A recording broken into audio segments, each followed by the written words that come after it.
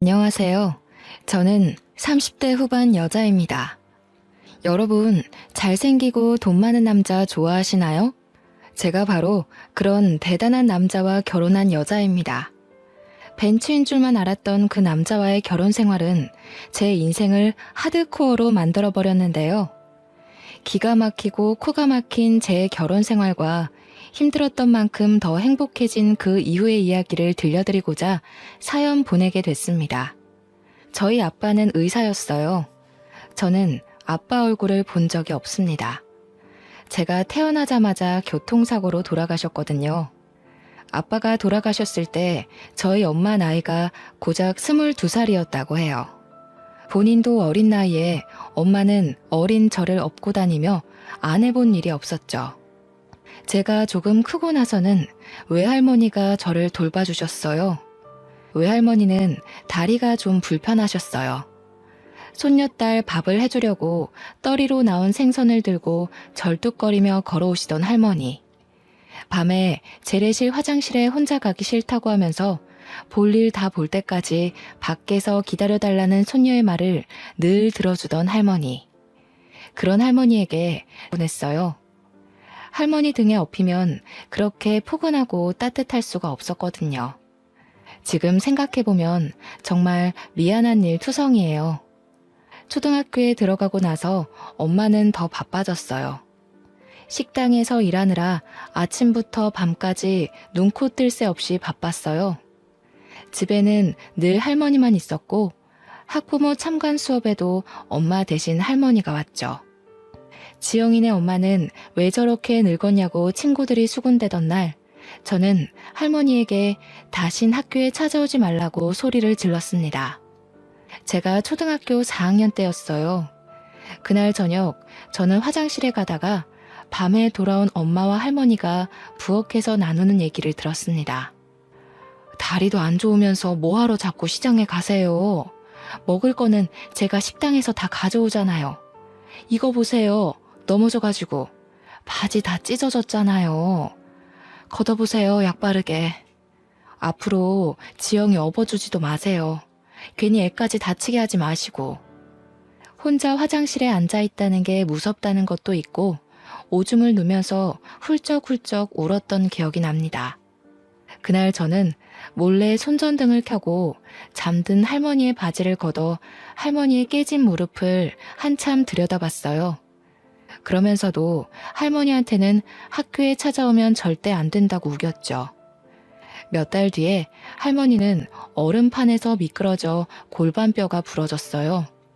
뼈가 붙지 않아 몇 달 동안 고생하시더니 결국 다음 해에 돌아가시고 말았습니다. 할머니가 돌아가시기 전 TV 프로그램에 나오는 가족들이 둘러앉아서 배를 맛있게 깎아먹고 있었는데 할머니가 그걸 유심히 쳐다보시더라고요. 할머니, 저거 먹고 싶어? 할머니가 고개를 끄덕였어요. 저는 제 수중에 있던 몇백 원을 들고 시장으로 뛰어갔어요. 그런데 아무리 돌아다녀도 배를 찾을 수가 없었어요. 2월이었으니 배가 있을 리가 없었죠. 결국 저는 빈손을 호호 불며 집으로 돌아갔어요. 할머니는 추워서 제 곱은 손을 가져다 자기가 깔고 있는 요 안에 넣어주셨습니다. 할머니는 결국 배를 못 드시고 돌아가셨어요. 그 뒤로 저는 배를 잘 못 먹게 됐어요. 배만 보면 가슴이 아프더라고요. 나이가 조금씩 들수록 할머니 생각이 조금씩 더 났습니다. 제가 고등학교 1학년 되던 해에 저희가 새들어 살던 옆집에 할머니랑 손자가 들어와 살게 됐습니다. 옆집 할머니는 혼자서 손자를 키우고 계셨어요. 엄마 말로는 그 할머니 아들, 그러니까 그 집 남자애네 아빠도 의사였다고 했어요. 옆집 할머니 손자는 9살이었는데 말수도 적고 낯을 많이 가렸어요. 할머니네랑 저희는 금방 가까워졌어요. 귀가 어두운 할머니 대신 제가 전화를 받아드리곤 했죠. 엄마는 식당에서 음식을 가져올 때 옆집 목까지 가져오시게 됐죠. 할머니가 어린 손자 키우느라 혼자 애쓰는 게 안쓰럽다면서요. 할머니는 폐지를 주어 번 돈으로 손자를 어렵게 키우고 계셨어요. 저도 시간이 날 때마다 할머니 손을 덜어드리려고 그 집 청소나 빨래도 해드렸어요. 제가 학교 다녀오면 저녁 지어서 가져다 주고 옆집 손자랑 저랑 나란히 앉아서 숙제를 할 때가 많았죠. 그 애가 숙제를 잘하고 있나 들여다보면 애가 되게 똑똑하다는 걸 알 수 있었어요. 특히 초등학교 2학년 산수는 걔한테는 너무 쉬워 보였어요. 저는 근처 한 책방에서 윗학년 참고서를 싸게 사다가 걔한테 가르쳐 봤습니다. 뭐든 금방금방 이해하는 아이더군요. 그렇게 그 아이와 자주 지내다 보니 할머니가 돌아가신 이후 처음으로 혼자가 아니라는 느낌을 받았던 것 같아요. 누군가에게 마음을 준다는 것, 챙겨줄 대상이 있다는 건 생각보다 훨씬 더 좋은 일이었습니다. 저희 엄마도 늘 그러셨거든요. 너보다 힘든 사람들에게 친절하게 대하고 따뜻한 마음을 가져야 한다고요. 그러면 좋은 일이 생길 거라고요. 한 번은 옆집 할머니가 목욕탕에서 미끄러져서 다리가 부러졌어요. 할머니가 제대로 움직이질 못하니 집안 살림이며 손자 밥 챙기는 것까지 제가 다 도와드렸습니다. 할머니가 제 손을 잡고는 말씀하셨어요. 아이고, 지영이는 어쩌면 그렇게 이쁘고 상냥하니? 지영이 같은 며느리들이면 내가 소원이 없겠어. 지영이도 공부 열심히 해서 아빠처럼 의사 되렴. 지영이 같이 착한 의사가 있으면 병이 그냥 싹 나을 것 같아. 그건 저희 외할머니가 늘 하시던 얘기였어요. 할머니도 당신 사위, 그러니까 저희 아빠가 얼마나 잘생기고 착했는지 얘기하시면서 저도 아빠처럼 남을 돕는 의사가 되라고 하셨었죠. 그렇게 가족처럼 지내길 1년이 흘렀는데 제가 고2 때 저희는 이모가 살고 있던 충청도로 이사를 가게 됐어요. 엄마가 이모랑 이모부가 하던 농장 일을 좀 도우며 지내기로 하셨거든요. 친구들이랑 헤어지는 것도 슬펐지만 무엇보다 옆집 할머니랑 손자랑 헤어지는 게 슬펐어요. 할머니, 제가 자주 놀러 올게요. 무리하지 마시고 건강하게 계셔야 해요. 수환이도 할머니 말씀 잘 듣고 누나가 공부 도와주기로 했는데 미안해. 수환이는 진짜 훌륭한 사람이 될 수 있을 거야. 알았지? 제 말을 듣고 있던 그 애는 얼굴이 잔뜩 굳어져서 혼자 구석에 가만히 서 있더니 그만 대문 밖으로 뛰어나가 버렸어요. 그 뒤로는 다시는 할머니도 그 애도 만나지 못했습니다. 새 학교에서 적응하느라 바빴고 곧 고3이 되어서 정신이 없었거든요. 옆집 할머니랑 손자가 잘 지내는지 종종 생각이 났지만 얼마 뒤에 전화번호가 바뀌어 연락할 수 없게 됐어요. 나중에 찾아가 봤지만 이사 간 뒤였습니다. 그렇게 시간이 흘러 저는 대학에 가게 됐어요. 두 할머니는 제가 의사가 되길 바라셨지만 저는 사실 그렇게까지는 성적이 좋지는 못했어요. 의대는 못 갔지만 그래도 꽤 좋은 4년제 대학에 간호대를 갔어요. 열심히 공부해서 그 학교 대학병원에 취직도 했습니다. 간호사 일은 힘들었어요. 선배들 괴롭힘도 심했고 매번 환자가 돌아가시는 걸 봐야 하는 건 마음이 정말 힘들더군요. 그래도 아빠 생각도 나고 저는 남들 돌보는 일에 보람을 느끼며 일하고 있었습니다. 그리고 거기서 알게 된 남자가 저에게 구애를 하기 시작했습니다. 30대 중반의 성형외과 전문의였는데 시원시원한 이목구비에 키도 크고 비싼 스포츠카를 몰고 다니는 남자였죠. 한마디로 번지르르한 남자였습니다. 집이 엄청 잘 산다는 소문이 자자했어요. 병원에서 얼굴 좀 반반하다 하는 간호사들은 다들 그 사람 관심을 끌어보려 애쓰고 있었어요. 근데 저 진짜 궁금한 게 있는데 저 같은 애가 어디가 좋아서 이렇게 잘해주시는 거예요? 성훈 씨 주변엔 저보다 집안도 좋고 예쁜 여자들 많잖아요. 글쎄요. 저는 비슷비슷한 여자들은 질려서 말이에요. 그러니까 그게 그렇다기보다는 그 뭐랄까 예쁘고 그런 거는 다 소용없는 것 같아요. 지영씨 같이 착한 여자가 최고죠. 사귄 지 6개월쯤 지났을 때 그 남자가 갑작스레 청혼을 하더군요. 다이아가 박힌 반지를 내미는데 그만 말문이 막히고 말았어요. 내 나이 35, 제 인생에 그렇게 비싼 반지를 받을 거라 생각해보지 못했거든요. 제 결혼은 처음부터 삐걱거렸어요. 시어머니는 식사 내내 저를 무슨 동물원 원숭이 마냥 안 입고 온 얼굴로 훑어보더니 결국 제가 잠깐 자리를 비운 사이에 남편에게 불만을 늘어놓고 있더군요. 아무리 아무나 못 드린다고 해도 그렇지. 어떻게 저렇게 빈티나는 애를 데려와? 저런 애들 우리 집안 돈 보고 달려들어서 어떻게든 빨아먹어보려고 기생충같이 들러붙는 거 몰라? 지영이는 진짜 그런 애 아니라니까요. 결혼 빨리 해야 하는데 그만 좀 하세요 진짜. 어휴, 고심 끝에 악수 둔다더니 제 아빠 닮아서 이상하게 촌스러운 여자들이나 좋아하지. 나중에 엄마 말 들을 걸 그랬다고 후회하지나 마라. 엄마는 너무 차이나는 결혼 아니냐면서 걱정을 하셨어요. 상견례 하고 나서부터는 더 걱정이 많아지셨죠. 지영아, 결혼은 신중하게 해야지. 아무래도 엄마는 마음이 좀 편치가 않네. 네 신랑도 그렇고 너무 잘난 집안인 것 같아. 우리 이쁜 딸 괜히 그 집안 사람들 등살에 속 썩는 거 아닌지. 너무 걱정하지 마세요. 부자들은 원래 자기 집에 누구 들일 때 깐깐하잖아요. 제가 들어가서 잘하면 생각이 바뀌실 거예요. 나 원래 어른들한테 이쁨 받는 스타일이잖아. 뭐가 그리 급했는지 남편 성화에 결혼은 번갯불에 콩 구워 먹듯 이루어졌어요. 병원에는 우리 둘이 결혼한다고 소문이 쫙 났고 절 질투하는 시선도 많았습니다. 전 아빠가 없이 자랐기 때문에 어릴 적부터 어서 빨리 저만의 따뜻한 가정을 꾸리고 싶다는 생각이 컸죠. 어쩌다 보니 나이만 잔뜩 먹었는데 이보다 더 괜찮은 남자를 만나기 어려울 거라는 생각을 했던 것 같아요. 괜찮을 거라고 엄마를 다독이면서 제 마음도 다독였던 것 같습니다. 하지만 그 집안 사람들이 좀 이상하다는 걸 알기까지는 오래 걸리지 않았어요. 부잣집 여자들은 자기들끼리 사교 모임을 하더군요. 시어머니는 거기에 저를 꼭 데려가야겠다고 하시는 거예요.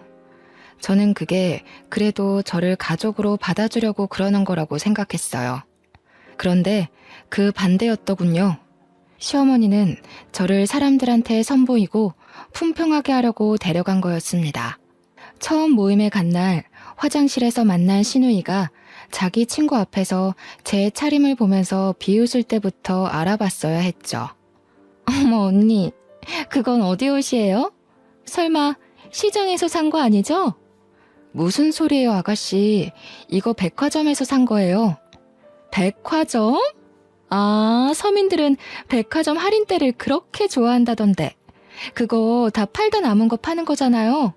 설마 그런 데서 산 거예요? 하기는 오빠는 대체 자기 와이프 제대로 된 옷 하나 안 사주고 뭐한대? 야, 너 왜 그래? 자존심 센 너네 엄마가 어른이 다 챙겨서 데려오셨으려고. 야, 우리 엄마가 어떤 분이신데 며느리 옷까지 챙겨서 데려와? 우리 엄마는 아주 철두철미한 분이라고. 세상에 공짜가 어딨냐 이거지. 사실 맞는 말이잖아. 우리한테도 절대로 뭘 공짜로 안 주는 분인데 오빠가 그런 것까지 닮았나? 쪽팔리게 와이프를 저렇게 다니게 하면 어떡해. 너무 심한 말을 들으니까 오히려 말이 잘 안 나오더군요. 저는 얼굴이 화끈해진 채로 식사 자리로 갔어요. 어머, 피부 좋은 것 좀 봐. 성훈이가 만나던 여자들이랑은 그 뭐랄까 종류가 완전히 다르네.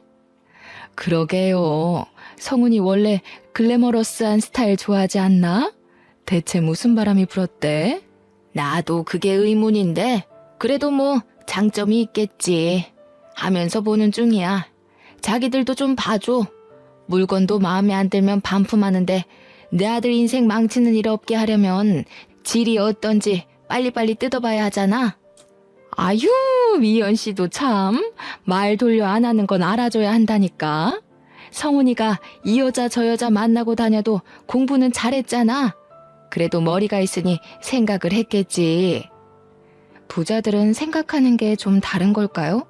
정말 다시는 가고 싶지 않은 자리였습니다. 남편과 사는 고급 맨션은 보기에나 번쩍번쩍하지 살기에 좋은 곳은 아니었습니다. 숨이 막히는 곳이었죠. 소박하지만 마당에 꽃도 키우고 상추도 키우며 마당에 앉아 가족들이랑 이웃이랑 도란도란 이야기를 나눌 수 있던 옛날 집이 그리웠어요. 결혼한 지 채 2달도 되지 않아 남편은 밥 먹듯 외박을 하기 시작했습니다. 외박을 하지 않는 날이면 술 냄새를 잔뜩 풍기고 새벽에 들어오기가 일쑤였죠. 어디 갔다 왔냐고 물어보면 하는 말이 인생의 즐거움을 찾으러 갔다 왔다나요? 그 사람이 말하는 즐거움이라는 게 뭔지 아는데도 오랜 시간이 걸리지 않았죠. 여자 향수 냄새를 잔뜩 묻히고 오기가 일쑤였으니까요. 하루는 금방 온다고 해놓고 안 오길래 새벽에 지하주차장에서 기다리고 있었어요. 남편 차가 들어오길래 반가운 마음에 가까이 가려는데 웬 여자가 술에 취해 몸도 못 가누는 남편을 부축해서 내리더군요. 전 주차장에 서서 굳어버렸습니다. 후들후들 떨리는 다리에 겨우 힘을 주고 집에 들어갔더니 남편은 소파에 널브러져 있더군요. 남편 주머니에서 핸드폰을 꺼내 열어봤어요. 미진이, 희영이니 하는 수많은 여자들과 전화와 문자를 주고받은 걸 보고 할 말을 잃었어요. 그날 뜬 눈으로 밤을 지새웠습니다. 저번에 그 여자는 누구야? 당신 새벽에 온 날 옆에 웬 여자가 같이 왔던데? 언제? 새벽에 들어온 날이 하도 많아서 모르겠는데. 안 들어온 날이 더 많던가? 집이 너무 지루해서 말이야. 오고 싶어야 말이지. 지루해서 그렇게 이 여자 저 여자 건드린다는 거야? 누구 말하는 거지? 왜? 안 돼? 그러니까 당신이 좀 안 지루하지 그랬어. 당신 같은 여자는 좀 다를 줄 알았는데 하나도 다를 게 없더라고. 결혼이 이렇게 재미없을 줄이야. 지금 그걸 말이라고 해? 당신 진짜 제정신이야? 재미없으면 무슨 짓이든 다 해도 돼? 하면 안 되는 이유는 또 뭔데? 간통죄로 고소하려고? 하려면 해봐. 빈손으로 와서 내 집에 빌 붙으면서 그 정도도 못 참아주냐? 하기는 우리 엄마 말대로 너 같은 애들이 하는 짓이란 게 다 그런 거겠지 뭐. 눈치도 없고 염치도 없고. 그 와중에 저는 시어머니랑 신우한테 사교 모임에 끌려다녀야 했습니다. 그 모임을 생각하는 것만으로도 죽을 맛이었어요. 바보 같은 생각이지만 그때는 그것도 안 하면 그대로 이혼일지도 모른다는 생각에 거부할 수가 없었어요. 아이고, 지영씨 잘 지냈어? 어떻게 얼굴이 좀 안 좋아 보이네? 하기는 성훈이 같은 남자랑 살기가 쉽지 않지?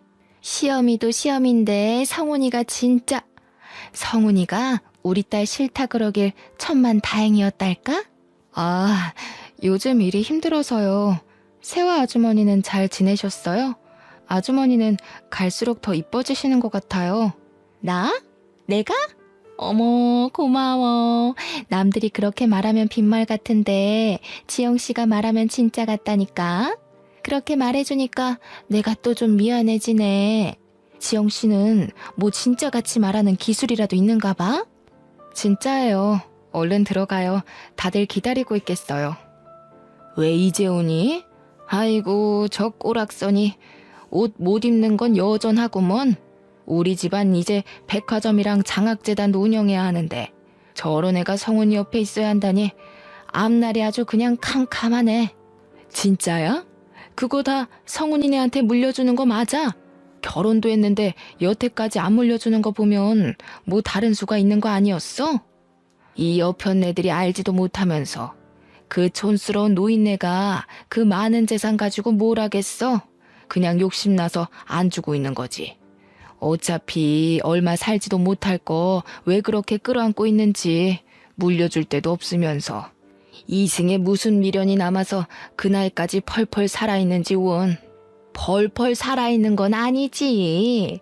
그때 입원하느라 성훈이 결혼식에도 참석 못하셨잖아. 그나저나 그 노인네 요새는 어디서 지내시나? 울 시엄마도 슬슬 양로원으로 보내야 할 텐데. 그 외에 고려호텔 양로원이 괜찮다던데. 그 할망구는 그런데 안 가. 그런데라도 좀 박혀 있었으면 좋겠는데 어찌나 촌스러운지. 그런 데는 답답해서 못 있는다나? 맨날 집에 돌아갔다가 탈나서 병원에 입원하잖아. 아유, 진짜 누가 성훈이 할머니인 줄 알까봐 겁난다니까. 아, 그 할머니 고집만큼 목숨줄 질긴 거는 우리가 다 알지. 자기가 고생이 많아.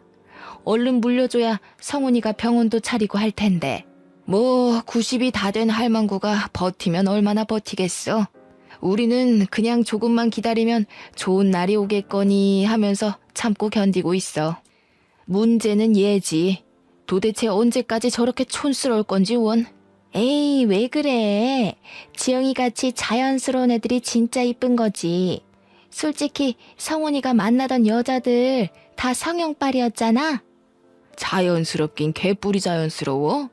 요즘엔 빈티나고 촌스러운 걸 자연스럽다고 하나 보지? 왜? 네 딸 못생겼다고 성훈이가 퇴짜 놓은 게 아직도 분한가 봐? 솔직히 말이 나왔으니까 말이지. 내 아들처럼 잘난 애가 도대체 왜 저렇게 아무것도 볼 게 없는 여자랑 살아야 해? 그 사람들 틈에 있다가는 저까지 정신이 이상해지는 거 아닌가 싶더군요. 저는 그래도 병원에서는 이성을 잃지 않으려고 노력했어요. 교대 근무를 하면서 환자들한테 시달리다 보면 간호사들도 힘들고 짜증이 나기 마련이거든요. 저는 엄마의 가르침대로 절대 환자들에게 짜증내지 않고 친절하게 대했어요. 제가 아무리 힘들어도 아픈 건 환자들이니까요. 어느 날 같은 병원에서 일하는 간호사 친구가 저를 찾아왔어요. 밥을 하나도 안 먹는 환자가 있다면서요. 우리과 간호사들 다 포기했어. 네가 할머니들한테 잘하잖니? 한번 얘기 좀 해봐. 저러다 돌아가시겠어. 가봤더니 비쩍 마른 할머니 한 분이 계시더군요. 다리가 부러지셨는데 입맛이 없다면서 하루에 한 끼도 제대로 안 드신다는 거였어요. 저는 어릴 때 저희 할머니가 다쳐서 누워 계셨던 모습이 생각나서 마음이 찡했어요.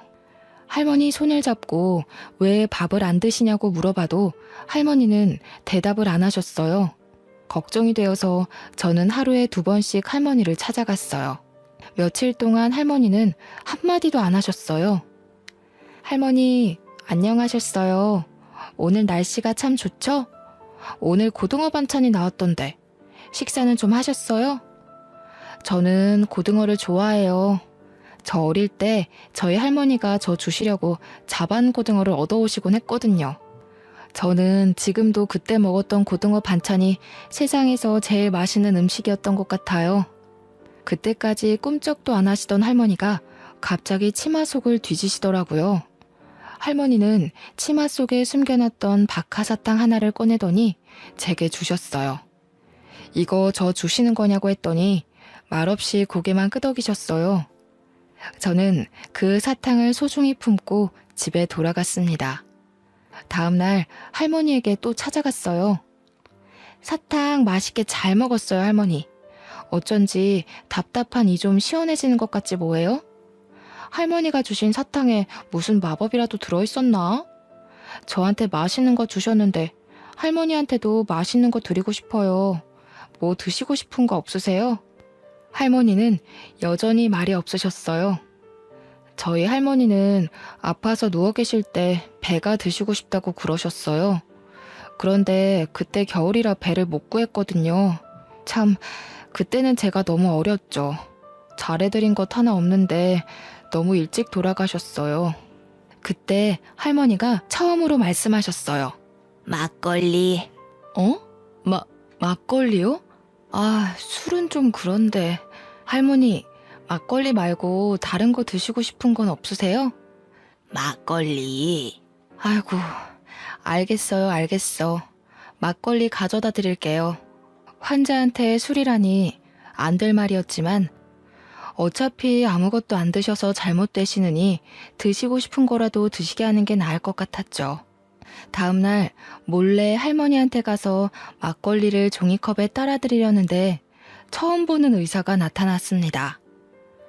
지금 뭐 하시는 거예요? 왜 환자한테 술을 줍니까? 그게 그러니까 죄송합니다. 전 그냥 할머니가 너무 드시고 싶다시길래 할머니 막걸리는 안 된다고 했잖아요. 병원에서 술 드시면 안 되는 거 모르세요? 다른 걸 드시라니까 진짜. 안 먹어. 안 먹는다니까. 막걸리 줘. 저렇게 드시고 싶다는데 딱 한 잔만 드리면 안 될까요? 안 되는 건 아는데 이거 드시면 입맛이 도실지도 모르잖아요. 식사 안 하시는 게 너무 신경이 쓰여서 그래요. 제발요. 진짜 안 되는데. 결국 저는 할머니에게 막걸리를 드렸어요. 정말 다행인 건 그날 할머니가 저녁 식사를 하셨다는 거였습니다. 저를 말리던 의사는 새파랗게 어린 인턴 의사였어요. 그 인턴도 할머니가 걱정이 돼서 자주 가보는 모양이더라고요. 남편의 바람기는 계속됐어요. 급기야 집에 여자들을 끌어들이기까지 했습니다. 정말이지 기가 막히고 코가 막혔습니다. 내가 아무리 무시를 당하고 살아도 그렇지 이렇게 대놓고 여자를 끌어들이다뇨. 저는 또 뜬 눈으로 밤을 지새워야 했어요. 아무리 이혼이 무서워도 더는 이렇게 숨막히게 살고 싶지 않았습니다. 저는 다음날 병원에서 좀 떨어진 부동산에 찾아가 원룸을 하나 얻었어요. 당장 입을 것만 챙겨서 원룸에 들어갔습니다. 원룸에 누워 천정을 보고 있자니 제 신세가 처량해서 헛웃음이 나올 지경이더군요. 그냥 내 둥지를 만들고 싶었던 것뿐인데 어쩌다 이렇게 됐지? 앞으로 어떻게 해야지? 그때 퍼뜩 그런 생각이 들었습니다. 제가 그런 남자랑 살고 있는 걸 할머니가 아시면 얼마나 슬퍼하실까 하는 생각 말이에요. 다음날 아침 저는 집에 들어가 술에 취해 자고 있는 남편을 깨워 이혼하자고 말했어요. 결혼한 지 고작 6개월이 넘었을 뿐이었죠. 너무 빨리 이혼하면 위자료를 못 받을 수 있다는 말도 있었지만 그런 게 중요한 게 아니란 생각이 들었어요. 그런데 남편이 싫다는 거였습니다. 이유가 가관이었습니다. 좀 기다려봐. 뭐 이렇게 급해? 이혼하면 그 할망구가 재산 안 물려줄지도 모른단 말이야. 결혼하면 금방 줄 줄 알았는데 콩고물이라도 받으려면 더 참고 견뎌야지. 안 그래? 세상에 공짜가 어딨어? 그날 저녁 근무가 끝나고 원룸에 들어가 사탕 할머니가 주신 박하사탕을 들고 바깥으로 나갔어요. 가슴이 답답해서 바람이라도 쐬려고요. 거기서 사탕 할머니 때문에 알게 된 인턴이를 만났습니다. 알고 보니 옆집에 그 인턴이가 살고 있었더라고요. 그 사람은 아무것도 묻지 않고 제 옆에서 별을 보고 있었습니다. 제가 결혼한 걸 알 텐데 왜 혼자 원룸에 사는 건지 물어보지 않는 게 참 고마웠어요. 이혼 자체보다 병원 사람들이 수군대고 남편이랑 어떻게 된 거냐고 물어볼 게 너무나 두려웠습니다. 다행히 사탕 할머니는 밥을 그 뒤로 곧잘 드셨어요. 할머니가 드시고 싶다는 게 있으면 저는 조금이라도 빨리 갖다 드리려고 노력했어요. 제 현실은 너무나 답답했지만 사탕 할머니한테만 가면 마음이 한결 편해졌어요. 할머니는 저에게 이것저것 물어보실 정도로 마음을 여셨습니다. 몇 살인지, 부모님은 살아계신지, 어린 시절은 어디서 보냈는지 그런 걸 조금씩 물어보시더군요. 본인 얘기도 해주셨어요. 남편을 일찍 여의고 혼자 아들을 키우느라 안 해본 일이 없으시다고요. 저희 집 얘기랑 비슷해서 할머니에게 더 정이 갔습니다. 나이 드셔서라도 좀 편하게 사시면 좋을 텐데 보니까 찾아오는 식구 하나 없는 게 좀 안쓰러웠죠. 인턴이도 그렇게 생각하는지 제가 누구 찾아온 사람 없냐고 물어보니까 없었다고 하면서 한숨을 쉬더군요. 어느 날 집 앞에 밤바람을 쐬러 갔다가 그 인턴이를 또 만났어요. 한참을 가만히 별을 보며 있다가 그의 이야기를 듣게 됐습니다.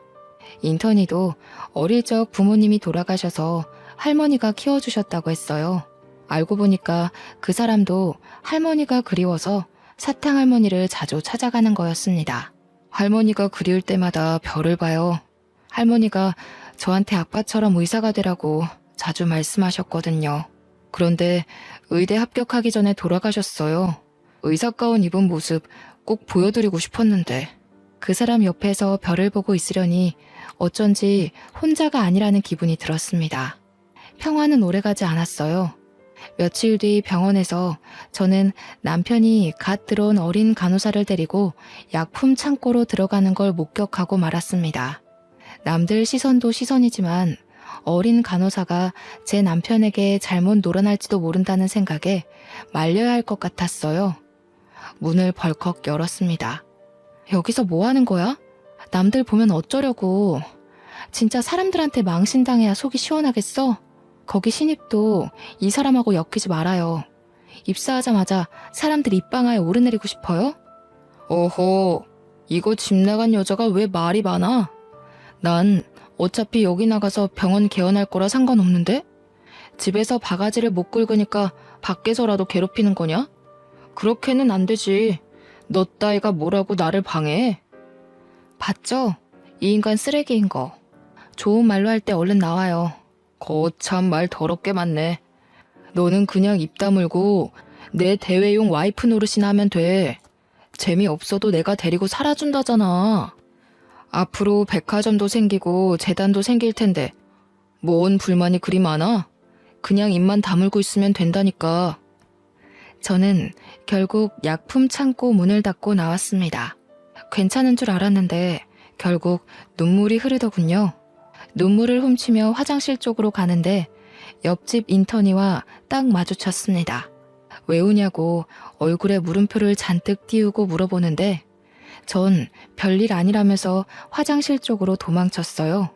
그런데 그 사람이 남편이 들어가 있는 약품 창고 문을 벌컥 여는 게 아니겠어요? 아, 세준 씨, 거긴 안 돼요. 그냥 가던 길 가시라니까. 창피한 마음에 말려봤지만 그는 이미 모든 걸 목격한 후였죠. 그날 시어머니로부터 다음 모임에 참여하라는 호출이 왔습니다. 저는 시어머니를 만나 단판을 지으려고 일단 찾아갔어요. 남편이 지금까지 심하게 바람을 피웠고 지금 별거 중이며 병원에서까지 여자들을 건드리고 다닌다는 걸 알리며 이혼하겠다고 말했습니다. 그런데 이 집안 사람들은 저를 실망시키는 법이 없더군요. 시어머니는 뭐 그런 걸 가지고 소란을 피우냐는 얼굴이었습니다. 그게 다야? 뭐 별것도 아니구먼. 우리 아들같이 다 가진 남자랑 살면서 그 정도도 없을 줄 알았어?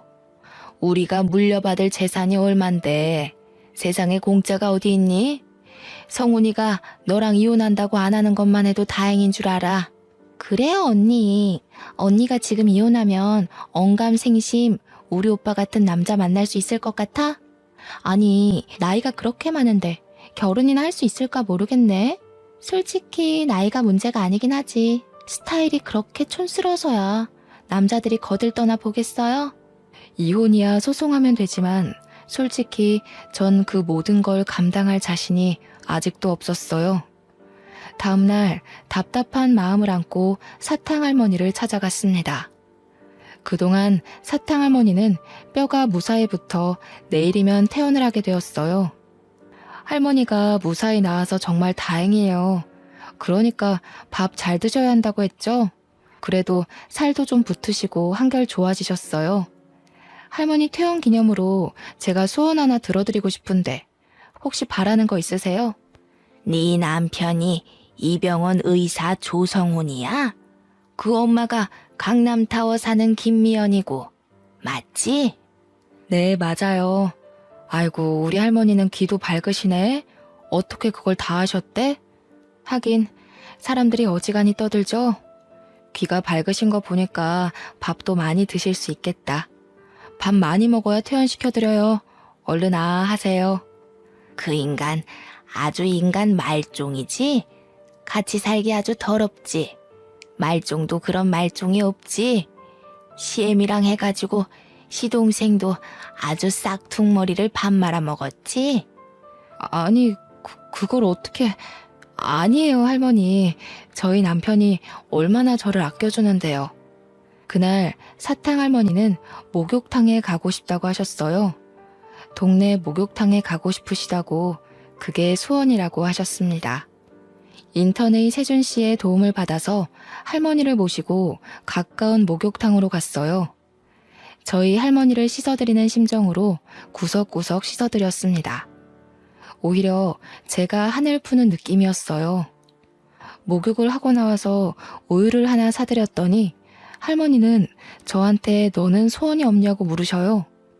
저는 돌아가신 할머니가 보고 싶다고 했습니다. 제 소원은 돌아가신 할머니에게 배를 사드리는 거였으니까요. 사실은 제가 지금 이혼을 해야 할 것 같거든요. 정말 좋은 가정을 꾸릴 수 있을 줄 알았는데 제가 겉모습만 보고 단단히 착각한 거였어요. 결혼한 남자를 고를 때는 저희 엄마 말대로 신중하게 생각을 했어야 했는데 제가 정말 바보였어요. 그러게, 너 같은 애가 어쩌다 그런 인간 말종이랑 결혼을 했어? 엄마가 말릴 때 들었어야 했는데 이제 와서 이혼한다 그러면 엄마가 얼마나 속상해하실지. 저는 그렇다 쳐. 엄마가 속상해하실 거 생각하면 시어머니가 그 집 사람들이 저를 투명인간 취급해도 참아야 하는 거 아닌가 하는 생각이 들어요. 참긴 뭘 참아. 네가 무슨 열부라고 그딴 것들을 참고 있어? 이혼 그거 별거 아니여. 내가 살아보니까 말이여. 세상에 별일이랄 거 하나도 없어. 그저 자기 사람들하고 재밌게 살면 되는 거요. 네가 엄마 때문에 그런 놈이랑 이혼 못한다는 거 알면 네 엄마가 퍽이나 좋아하겠다. 할머니가 핀잔 주듯 말씀하시긴 했지만 그렇게라도 털어놓으니 마음이 한결 홀가분하고 할머니 말씀이 맞는다는 생각이 들었어요. 다음날 사탕 할머니한테 가보니 이미 퇴원하신 후였어요. 그런데 간호사 하나가 저한테 김양순 할머니가 전해주라고 했다면서 봉투 하나를 건네더군요. 봉투 안에는 A4 용지에 인쇄된 편지가 한 장, 그리고 유언장이 들어있었습니다.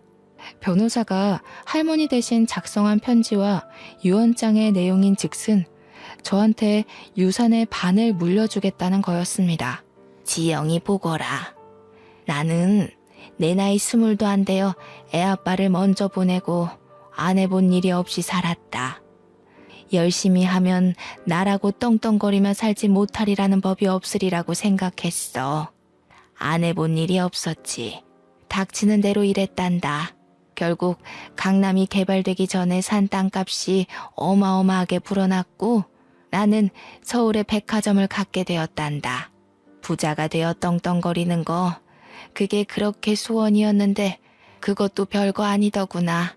남편을 일찍 보낸 것도 모자라 아들까지 일찍 보내고 나니 정말 사는 낙이 없었어. 돈이 아무리 많으면 뭐하겠니? 즐거운 일을 나눌 사람이 없는데 짧은 시간이었지만 너랑 세준이를 만나서 참 행복했단다. 내 증손주조차 내가 저 일하는 병원에 입원해도 창피하다고 한 번도 찾아오지 않았는데 너희들이 매일같이 찾아와줘서 얼마나 즐거웠는지 모른다. 특히 지영이 네 덕에 몇십 년 만에 사는 재미를 느껴봤다. 내 증손주가 네 남편 조성훈이다. 증손자 며느리인 줄 알았으면 진작에 말을 해줄걸. 우리 아들은 반듯한 애였는데 손자나 증손자가 왜 그 모양인지 모르겠다. 조성훈이라는 녀석 아무리 고쳐 쓰려고 해도 어려운 몹쓸 놈인 거 내 속속들이 잘 알고 있다. 네가 그런 남편의 시애미까지 감당하느라 그동안 얼마나 고생이 많았니? 나는 갈 날이 얼마 남지 않았다. 가기 전에 이승에서 기쁨을 느낄 수 있게 해줘서 정말 고맙구나. 내 성희가 네가 당한 아픔에 조금이라도 위로가 되면 좋겠다. 유언장에 따르면 저뿐만 아니라 인턴의 세준 씨한테도 원룸 건물이 하나 주어졌습니다. 이게 무슨 자다가 하늘에서 떡이 떨어지는 소리일까요? 사탕 할머니가 남편의 증조 할머니였다니. 그것도 놀라운데 저한테 재산의 반을 주시겠다니. 저희 엄마가 늘 남들한테 잘하면 자다가도 떡이 생긴다고 했는데 그게 이런 걸 말한 거였나 봅니다. 편지에는 재산의 나머지는 모두 기부하겠다는 내용도 있었습니다. 그러니까 내 남편 조성훈과 시어머니 김미연, 그리고 시누이 조성미까지 증조 할머니로부터 아무것도 받지 못한다는 거였죠. 그들은 받지도 않을 재산을 받을 걸 계산해 돈을 끌어다 쓰고 있었는데 큰일이 난 거였죠. 대학병원 탈출한다고 노래를 부르던 남편은 대출을 내서 병원을 꾸려 이제 개업만 앞둔 상황이었습니다.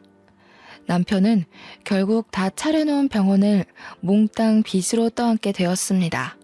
돈도 돈이지만 의사 면허를 잃었거든요. 남편이 약품 창고에 들락거리는 걸 이상하게 생각한 인턴의 세준 씨가 남편이 마취약품을 몰래 빼돌린다는 사실을 알게 됐고, 조사 끝에 남편이 그 약품들을 각성제 등의 용도로 엄청나게 복용하고 있다는 것이 밝혀졌습니다. 어쩐지 그 인간 하는 짓이 정상은 아니긴 했죠. 저는 세준 씨에게 감사 인사라도 해야 할 것 같아서 음료수를 들고 세준 씨 집 앞으로 갔어요. 초인종을 누를까 하다가 그냥 음료수만 두고 오려는데 문이 열리고 세준 씨가 나왔습니다. 고마웠다고 인사라도 하려고 왔어요. 이제 자주 못 뵐 것 같아서. 절 위해서 하신 일은 아니겠지만 덕분에 남편한테서 벗어날 수 있게 된 것 같아요. 세준 씨도 부모님 없이 어렵게 큰 것 같던데. 할머니가 세준 씨 것도 남겨주셔서 다행이에요. 저한테 다 주시긴 했지만. 받을만 하니까 주셨죠. 지영 씨는 받을 자격 있어요. 제가 그걸 다 어디다 쓴다고 저한테 그렇게 큰 돈을 물려주셨는지. 아무튼 다음 주에 할머니 뵈러 갈 건데 괜찮으시면 저랑 같이 가요. 돈이야 좋은 데 쓰면 되죠. 근데 아직도 저 모르시겠어요? 예? 모른다니 뭘. 저 수환이에요. 옆집 살던 지수환이요. 누나가 저 공부도 가르쳐주고 밥도 해주고 그랬잖아요. 할머니가 이름 바꿔야 한다고 바꿔주신 건데 아무리 그래도 그렇지 어떻게 그렇게 몰라보세요? 저는 누나 보자마자 알아봤는데. 누나 이사가고 얼마나 누나 생각 많이 했는데요. 그런 남자랑 결혼할 줄 알았으면 진작 찾아내는 건데. 그 꼬질꼬질한 꼬마가 의사가 됐다고? 어릴 때부터 똑똑하긴 했지만 이름도 다른데다 그때랑 달리 키가 너무 훤칠하게 크고 인물도 훨씬 좋아져서 못 알아봤던 거였어요. 남편이랑 시댁 식구들은 아직 유언장에 대해 모르고 있었습니다. 그 주에 저는 시어머니가 저를 짓밟기 위해 데리고 다녔던 그 사교 모임에 제 발로 나갔습니다. 지영씨, 미연씨가 그러는데 지영씨가 바람 피워서 이혼하게 됐다면서? 그게 사실이야? 아무리 봐도 지영씨가 그럴 사람이 아닌 것 같아서 말이야. 미연씨가 거짓말한 거지?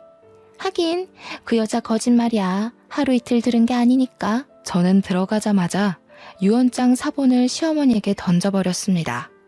바람을 피우긴 누가 피워요? 당신 아들이 쓰레기의 망난이라서 이 여자 저 여자 건드리고 다니고 병원 약까지 빼돌려서 마약놀이 하다가 의사면허 정지당한 거잖아.